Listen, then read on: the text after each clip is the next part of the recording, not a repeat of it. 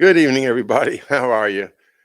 Still getting used to running the board here by myself, and it's not too difficult. I just forget to do things like push this button or that button. But I'm glad you're here. Thanks for being here. I hope you enjoy these readings that I do. It's a Friday night, and perhaps something else more exciting is going on. But to me, uncovering the real history of our country is pretty exciting. And this is probably the third time I've been through Rulers of Evil on my own by Tupper Southey. Um, I love this book. I just think he's brilliant. And so, without further ado, let's go ahead and get back into it.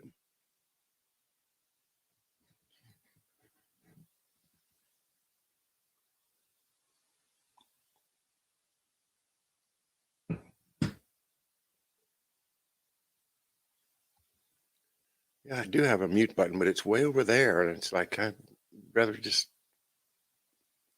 Oh well. Kathy Sue, thanks for thanks for giving me a shout last night. And by the way, the show last night, which was so hot that YouTube had to take it down right away, is now up on BitChute.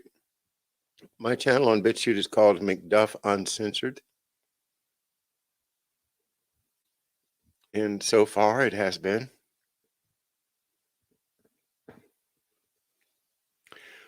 Well, Tupper Saucy, I think it's fair to call him a libertarian, a person who fought the idea that he was required to pay a federal income tax for the very simple and logical reason that he didn't owe one. But they said, well, you had to file a return, even if there wasn't any outstanding obligation. Isn't that interesting? And he lost the case, and he spent about a year in jail. And he met James Earl Ray, the framed up patsy from the Martin Luther King assassination. And he wrote a book about him. And I haven't read it, but I want to read it because I do believe that he's an excellent writer and a truth teller. And of course, we have the civil case in which the King family won, showing that it was not James Earl Ray. And there certainly was involvement on federal agents. And sadly, I have to report the FBI. Because my dad was an FBI agent, so it's kind of hard for me to see what's happened to the FBI, especially when you look at a guy like Mueller or Peter Strzok. And those guys don't. I mean, fidelity, bravery, integrity. Come on.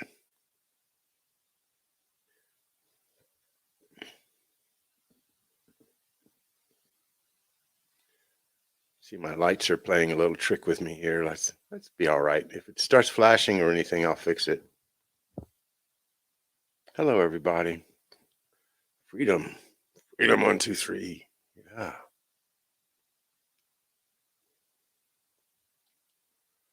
Corky sitting around the fire. Sounds great. Oh, there's my lights going again. It's one of my lights. It might be iffy.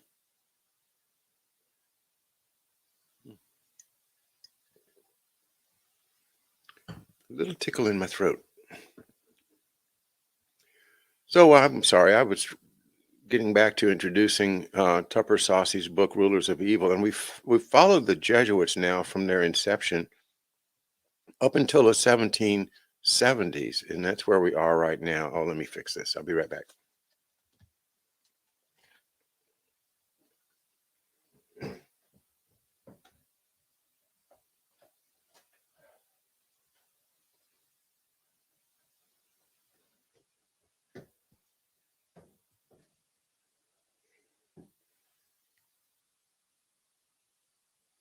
What?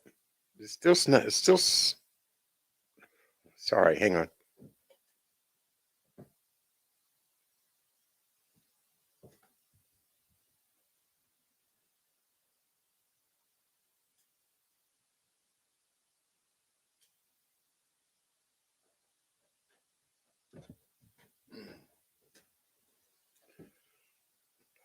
reset the camera. Oh no, it's flashing again. Well, maybe if I settle down, I think it has to do with the light meter on the camera, maybe. Who knows? Oh no. Oh no. Self-production is not the easiest.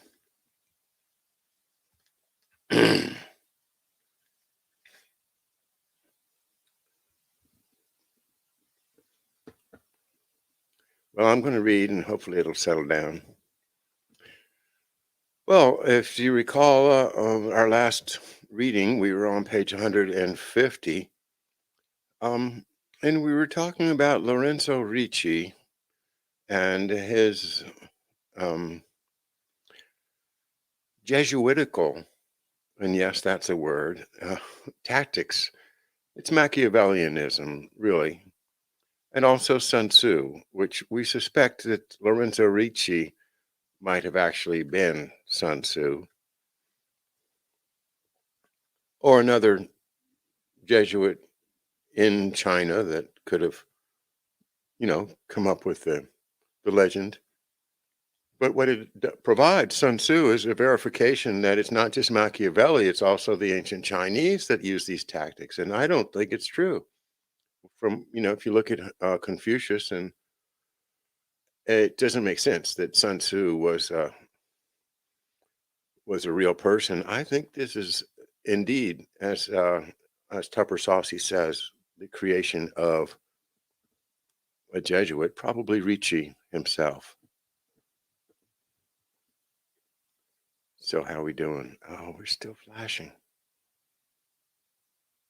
I don't understand it.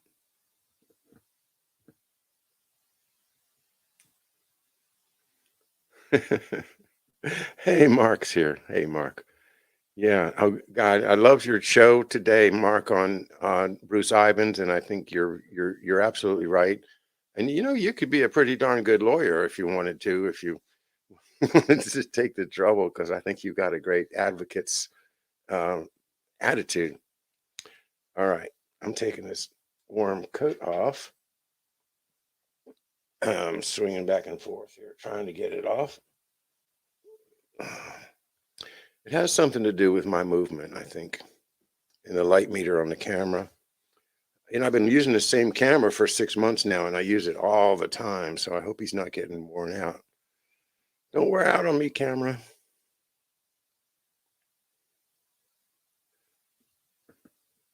All right, old school flicker, huh? I don't know about that. I'm going to try to change one more thing.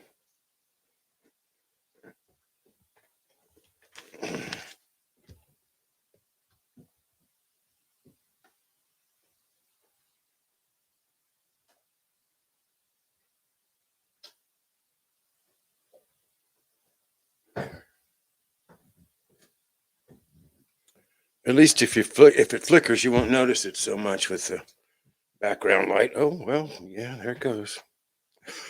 I'm powerless over this. I don't know. I'm just going to read. Hope you enjoy. So,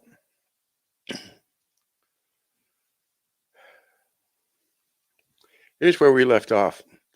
Lorenzo Ricci's orchestration had reached such fullness that he could now soliloquize Iago's boast in Othello. Quote, now whether he kill Cassio or Cassio him, or each do kill the other, every way makes my gain. And that's the Iago, the dark manipulator behind the scenes. It has no morality and just doesn't care. He just wants to manipulate everything so that he gains. Back in the 1960s and 70s, Central American Jesuits designed posters to motivate campesinos to overthrow corrupt politicians. The posters for this Bellarminian liberation theology depicted an angry Jesus Christ in the image of Che Guevara, swathed in fatigues, draped in bullet belts, holding a submachine gun at the ready, a Rambo Jesus, a Jesus whose sacred heart called for social action that included killing.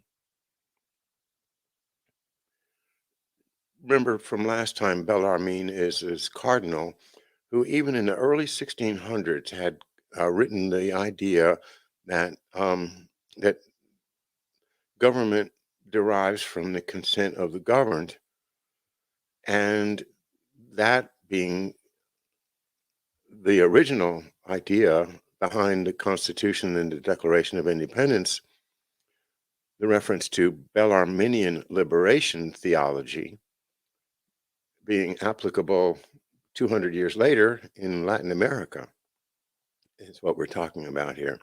And what's behind that? The American bishop scare aroused the same dynamic in the 1770s. What was considered by many to be the most influential sermon on the subject was preached by Boston's Ancient and Honorable Artillery Company, preached to Boston's Ancient and Honorable Artillery Company by the Reverend Jonathan Mayhew's successor at Harvard, Reverend Simeon Howard. Simeon Howard received his early preaching experience in Nova Scotia, or Acadia as the French settlers called it. He experienced firsthand the uprooting and expulsion by British soldiers of some 3,000 French Catholic Acadians, along with their Jesuit priests. Cruelly, often violently, the Acadians were forced to immigrate to various American colonies with no compensation for property or livestock. With a casuistry that would have delighted Cardinal Bellarmine, Reverend Howard's famous artillery company sermon openly advocated the use of violence against a political tyrant. Our duty to defend personal liberty and property, he argued, is stated in Scripture at Galatians 5:1. Quote, "Stand fast, therefore, in the liberty wherewith Christ has made us free." Unquote. True, the Reverend Howard admitted, Christ requires us to, quote, "resist not evil, love your enemies, do good to them that hate you," Matthew chapter 5, and recompense to no man evil for evil, avenge not yourselves, Romans 12:17, 19. But these precepts apply only to cases of small injuries, Howard said, not large ones such as tyranny.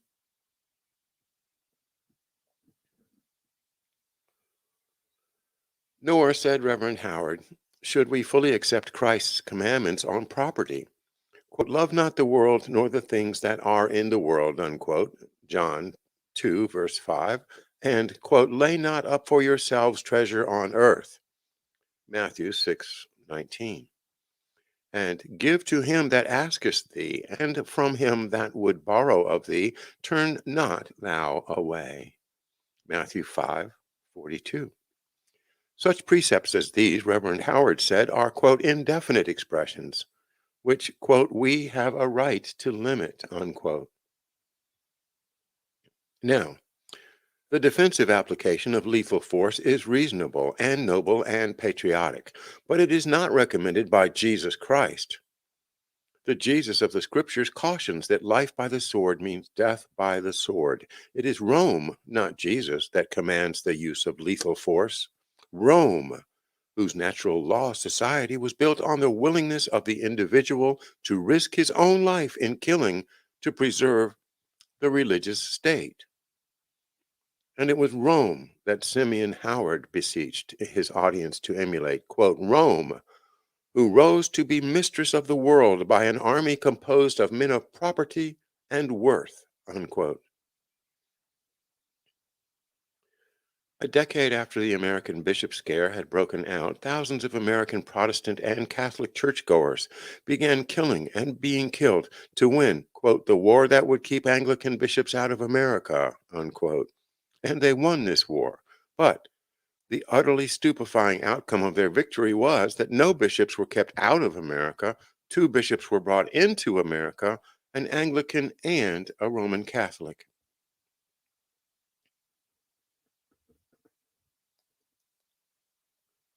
All right, just checking back over here from the book to see how the light's doing. The light's doing okay.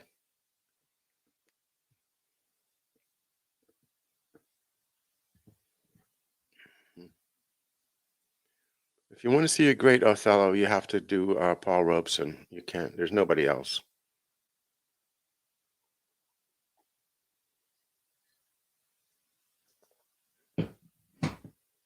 I have done the state some service, and they know it. I always think of my dad when I do that line, Othello's soliloquy at the end of the play.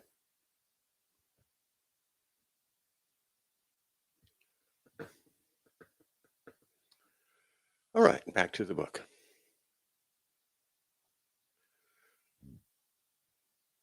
A decade after the American bishop scare had broken out, thousands of Protestant, I've already read that.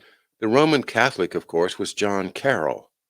This Jesuit son of Maryland was consecrated Bishop of Baltimore on August the 15th, 1790, in the chapel of Lulworth, a castle set high on the Dorset coast of England, owned by the Welds, a prominent Roman Catholic family.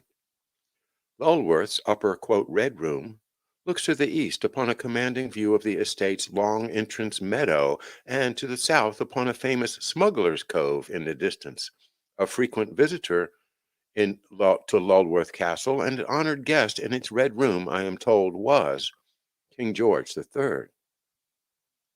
Bishop Carroll became the Holy See's direct representative, not just in Baltimore, but throughout the U.S.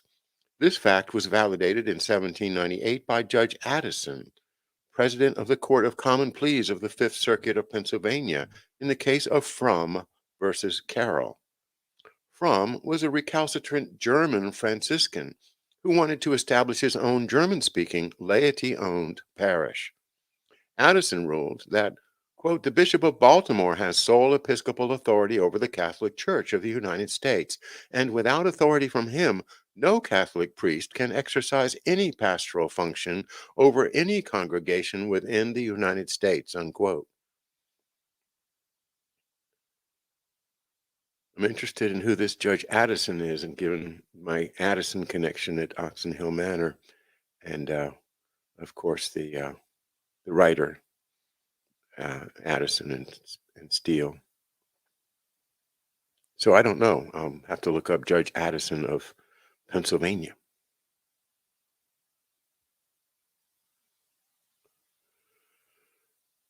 Frum was excommunicated and held up as an example of what happens to rebels against wholesome church authority.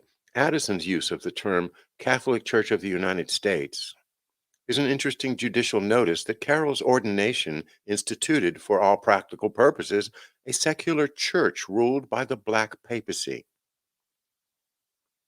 A what? A secular church. A secular church. What does that mean? Ruled by the Black Papacy.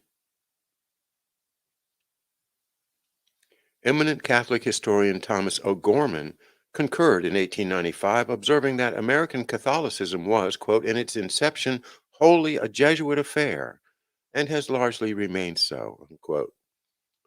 Certainly the Jesuits dominate the Catholic churches around here in southern Maryland.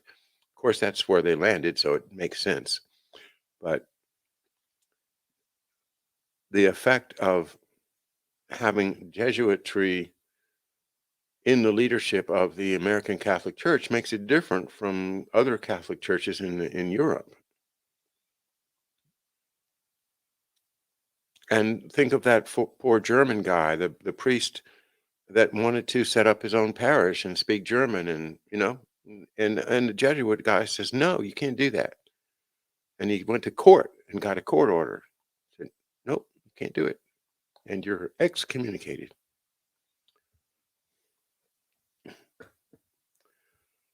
America's first Anglican bishop, ordained in 1784, was Reverend Samuel Seabury of Connecticut. Reverend Seabury was both a high churchman and a Freemason. To avoid the political repercussions of swearing allegiance to the Church of England so soon after 1776, Seabury was consecrated in November 1784 at Aberdeen, Scotland. Of critical importance to Rome was that the three bishops consecrating Seabury were all, quote, non-juring bishops. Non-juring described the class of Catholic bishops that stood in the succession of Jacobite clergy who remained loyal to King James II after his abdication in 1689, had refused to take a loyalty oath to James's successors, his daughter Mary Stuart and son-in-law William of Orange, both Protestants. America's first Protestant bishop, like his Roman Catholic counterpart, owed allegiance to Rome. You see how that works? It's James II is the King of England for a short while on the death of Charles II. But he's a Catholic. He's come out as a Catholic, and England can't have a Catholic. It's not going to happen. That's the problem. His daughter, by a previous agreement, was raised as a Protestant. Now, how can you? That's weird, isn't it? If you're like a Catholic, then you're supposed to raise your family Catholic. It's really part of your religious duty. But no, King James II, oh no, okay, you can take this one, make her a Protestant. That's cool. And if it wasn't for that, then she wouldn't have married William of Orange and taken over the government on behalf of, the speculators behind William of Orange, who we've talked about not only in this book, but also in How the Nation Was Won by Graham Lowry.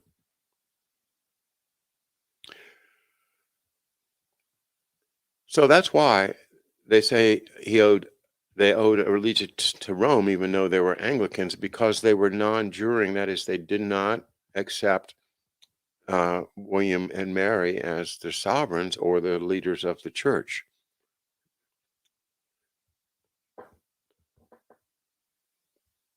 In other words, they're almost basically still Catholics. This obscure fact is commemorated in one of London's most heavily trafficked and world-famous locations. The spacious grassy lawns on either side of the great stairway leading up to the National Portrait Gallery facing Trafalgar Square are identical except for their bronze statuary, one piece alone placed at the center of each lawn. On the north lawn stands James II, crowned with imperial laurel, wearing the armor of Julius Caesar.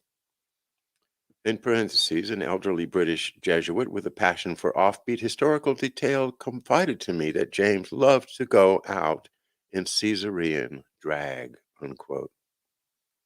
Close parentheses. On the south lawn stands the celebrated Houdon figure of George Washington, garbed in period attire, leaning for support upon a huge bundle of rods from which projects the head of an axe, the fasces, ancient emblem of Roman legal authority. When Bishop Seabury united his episcopate with the other two Anglican communions in America in 1789, the Protestant Episcopal Church in the United States was born. George Washington was a member of this church. The London Statuary are explaining the little-known historical fact that James II's Roman Catholic rulership of the English-speaking people was resumed in the first president of the constitutional United States of America. It is a tribute to the phenomenal generalate of Lorenzo Ricci.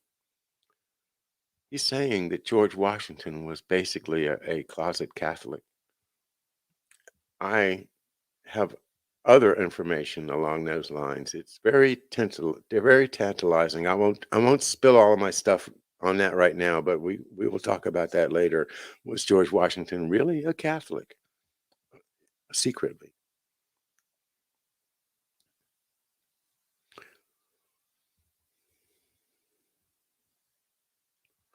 John Carroll spent his final years in Europe helping to develop Lorenzo Ricci's vision of rebellion in America. He moved cautiously and often incognito. What few traces he left behind are quite revealing.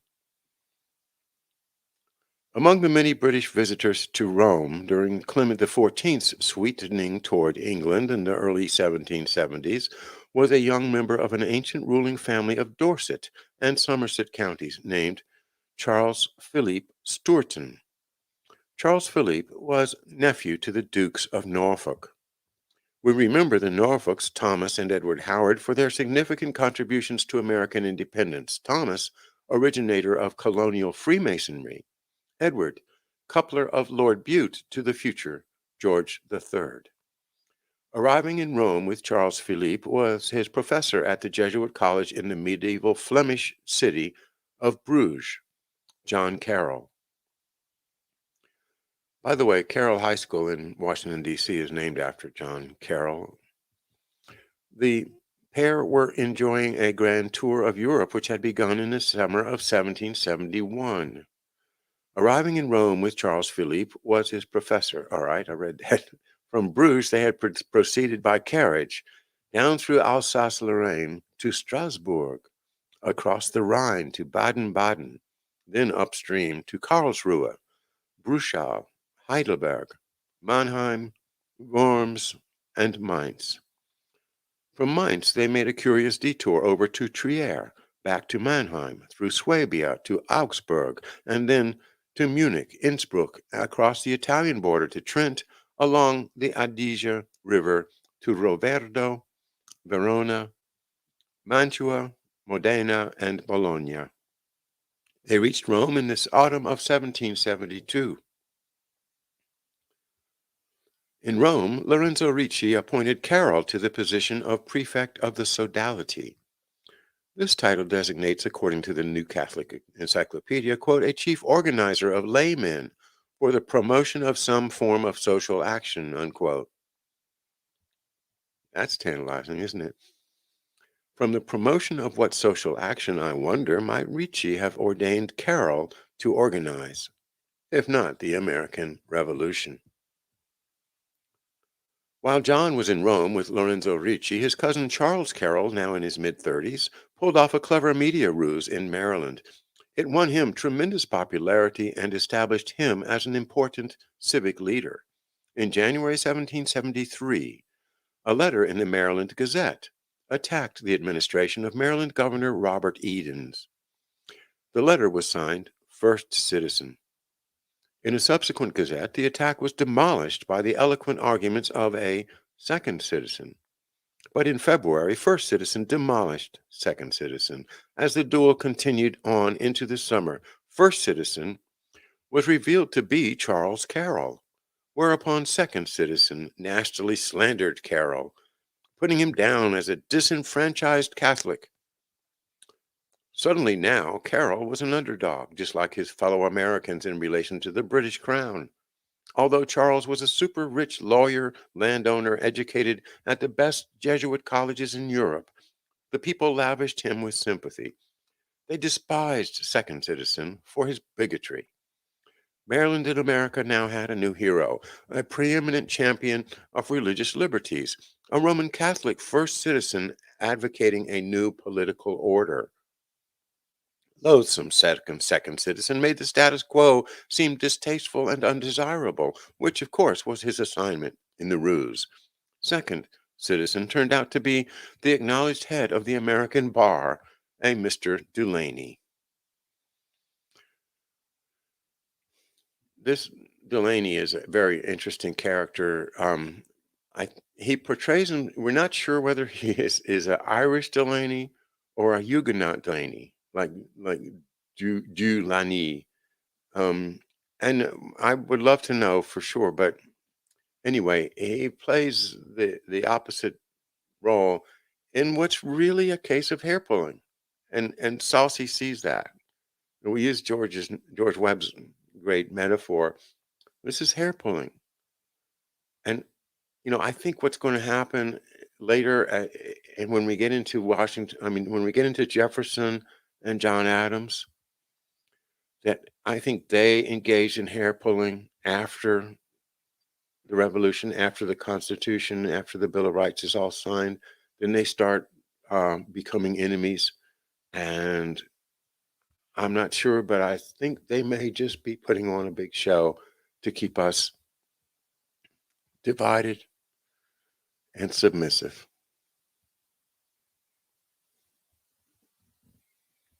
But that's for another time. I don't really know the answer. It's just one of my thoughts. One of the things that I think, why did they fight? And then why did they die at exactly the same day, 50 years exactly after the signing of the Declaration of Independence? That sounds like some Jesuitical intrigue to me.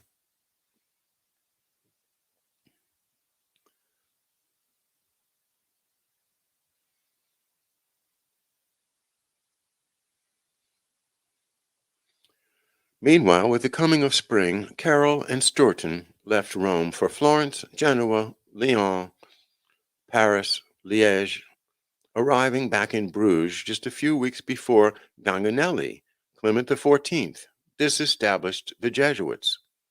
Carroll kept a journal of their tour, partly a study guide for Charles Philippe, partly a travel log. It is fragmentary and circumspect. As one historian gingerly put it, here and there one finds snatches of informal political opinion.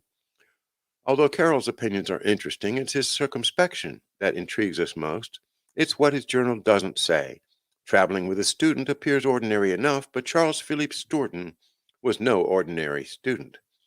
He was a student of casuistry, equivocation, and Bellarminian liberation theology, taught by professionals sworn to expand Roman Catholicism and extirpate Protestantism. He had been indoctrinated to obedience through the spiritual exercises, was a member of England's premier Catholic and Masonic family, figure that one out, and was about the age of Alexander Hamilton, who was then already turning out anonymous revolutionary pamphlets at King's College in New York. King's College in New York, of course, is now Columbia University. Nor were Carroll and Stourton merely sightseeing. They were up to something big. Carroll's journal alludes to meetings with high-ranking officials in church and state, but gives no specific names. Writing to an English Jesuit colleague, he confided, quote, "I keep a close incognito during this time." Despite Carroll's circumspection, his itinerary reveals certain clues. Consider that odd detour to Trier from the route between Mainz and Mannheim. Trier is more than 200 kilometers out of the way. What might warrant such a deviation? There appeared in 1763 a highly controversial book by an obviously pseudonymous person, Justinius Febronius. The pseudonym belongs to Bishop Niklaus von Hontheim, Chancellor of the University of Trier. In John Carroll's day, Trier University had been run by Jesuits for more than a century. The book, I'm sorry, is the, oh, okay. I just saw something that looked like it was messing up. Okay, everything's good. Everything's good. All right. Okay, back to the book.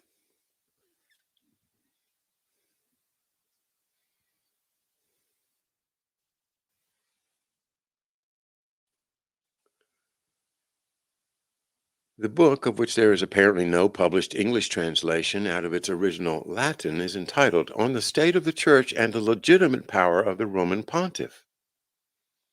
The gist of the state of the church suggests why Carroll had to visit Trier. Febronianism. The philosophy of von Hontheim's book contains the formula for administering Protestant America as a Bellarminian commonwealth. Febronianism calls for decentralizing the Roman Catholic Church into independent national churches modeled on the Church of England. Because they are ruled directly by kings and princes, these churches are more correctly called states. Oh, that's what he's talking about when he says secular religion. The Pope may be successor to Peter, Prince of the Apostles, but under Febronianism, he has no legal jurisdiction. He is merely a principle of unity, a spiritual unifier obligated to abide by the decrees of general councils under the leadership of bishops and their properly enlightened laymen. Crucial to Febronianism's application is thorough popular education. Once laymen, bishops, and councils are properly enlightened, quote unquote, they will be empowered to resist any attempts of the papacy to exert monarchical control over the church. Febronius emphasized that his system would succeed only in a milieu of popular enlightenment. His context presumes an enlightenment wherein the public is indoctrinated with the Jesuit Ratio Studiorum's full humanist diet. It cannot operate where scripture reigns supreme. Once the milieu's in understanding, its mentality has been shaped by the superior general of the Society of Jesus, it will respond with unquestioning obedience to the will of the man whose fundamental duty is the expansion of Roman Catholicism and the extirpation of Protestantism. Thus will unfold a perfect secular political state within the Roman Catholic Church, an autocracy ruled by a monarch invisible to all but the few who, by the grace of God, cannot be deceived. Febronianism was the secret formula for returning the non-Catholic world to the bosom of the Church. To mask this fact, the Vatican dramatically condemned the book. The Jesuit Clement XIII had banned it from colleges and universities. In a rather quaint example of academic blown cover as cover, Bishop von Hontheim, who few realized was Febronius, even banned it from his own classes at the university. On the State of the Church is arguably Lorenzo Ricci's American Manifesto, the social blueprint for how the general intended to realize Bellarminian liberation in a Protestant monarchy. The full title page of the first edition copy of the book says it all, quote, "On the State of the Church and the Legitimate Power of the Roman Pontiff, a singular book on the properly ordered reunification with dissidents in the Christian religion." Here one beholds a description of the momentous social change that the American Revolution would indeed produce. Neither monarchical overthrow, nor democracy, nor republicanism, but a properly ordered reunification with dissidents in the Christian religion. That is, the reunification of Roman Catholics with Protestants under a secularized religion whose values, long on humanism, short on scripture, are taught through public schools following the Jesuit Ratio Studiorum. Reunification means that the Protestantism has been reabsorbed into Rome. This, in the eyes of the Black Papacy, to the Sun Tzuan mind, and to common sense, equals the practical extirpation of Protestantism.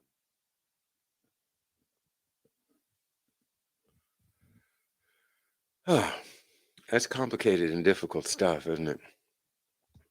Just the whole theme of the book, though, is Reformation, counter Reformation. You know, we start with Scripture, and I think it's fair to say that Tupper Saucy is a Bible person. He believes in the Bible and the principles that we learn as young people, if you are brought up Christian, are the golden rule. And you learn some of the stories about Jesus and how how he died and how his sacrifice, the things that he said, and you learn that he was the Son of God and he sits at the right hand of the Father, and there's Jesus. And if we were simply to follow Scripture, then that'd be the end of the deep state, because nobody would cooperate with him. Nobody would do their stuff. So by creating this pantomime, this show, well, the implication is that the American Revolution was a big grab by the Catholic Church to reclaim all of the Protestants that had, quote unquote, left the church, but not even to let them know it, to let them still say, well, I'm a Baptist, I'm a Methodist, I'm a Presbyterian, but they're working under the rules of the Catholic secular rules. So that's why we call it, or they call it, a secular religious empire.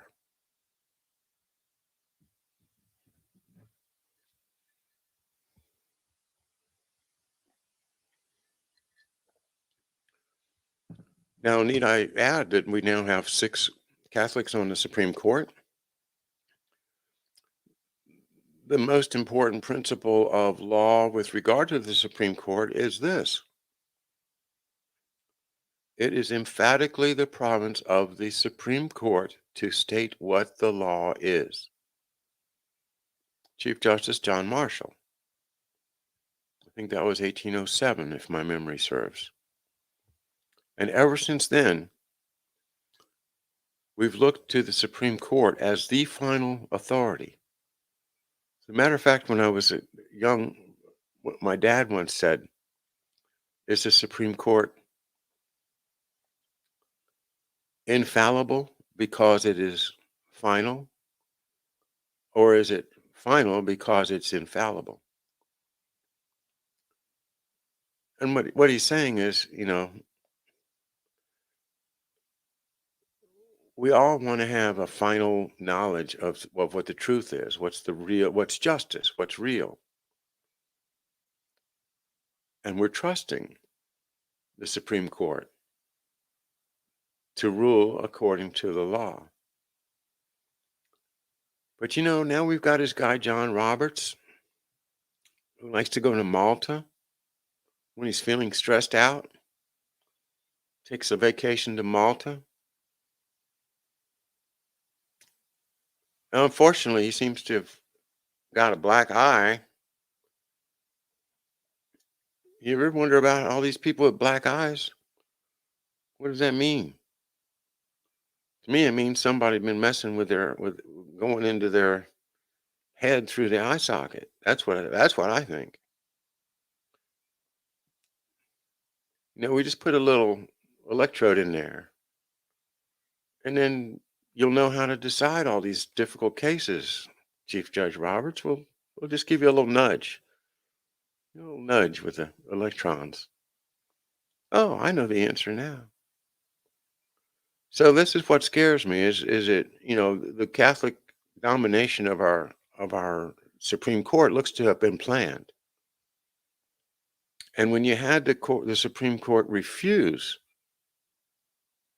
the cases on voter fraud, it just made me feel even more like, these people, they're going to do what they're told by who?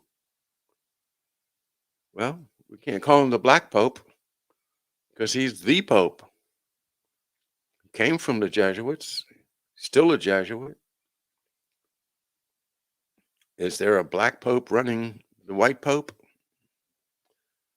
I don't know. But I do know that this is the most tantalizing theory about the revolution in America that I've read yet. And it accounts for so much that's completely unaccounted for with the stories of Stamp Act and Tea Party. Will we have a world with a golden rule? Because if we did, then everything, we'd be in that paradise that they're talking about. But they think, well, we have the right to modify the principles set forth by Jesus in the scripture. Say, oh, he was just talking about little things. He doesn't mean, big things like tyranny, right? Okay. So we can go through all of it. We can go through Augustine and Aquinas and all the crazy British churchmen, all just a bunch of psychology trying to get us to submit to rule either by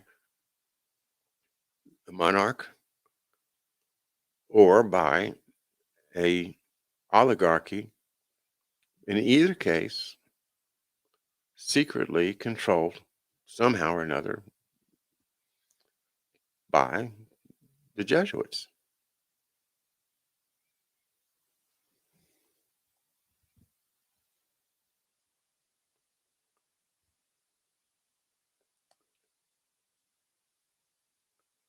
All right, guys, I think I'm going to call it a night. I hope you all have a great weekend, and we'll catch up with you Monday.